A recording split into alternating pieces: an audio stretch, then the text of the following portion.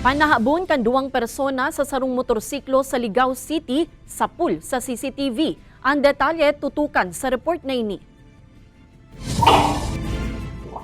Sa pool sa CCTV ang panahabon ka nakaparada motorsiklo sa barangay Batang, Ligao City. Sa CCTV footage may hiling ang duwang lalaki na nakatambay sa gilid kan tinampo sa luwas kan sarong-harong.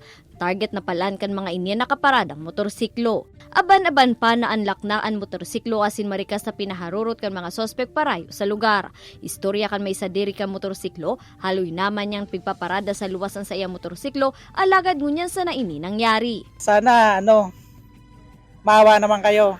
Lumabang kayo ng patas sa buhay. Ang hirap ng buhay ngayon. Arestado ang tulong persona sa Banwa ning Gowa, Camarines Sur makalis na maaktuhan subuot na nanhahabonin metal pipe, channel bar, asin iron flat belt pulley sa sarong bodega sa barangay San Juan Evangelista.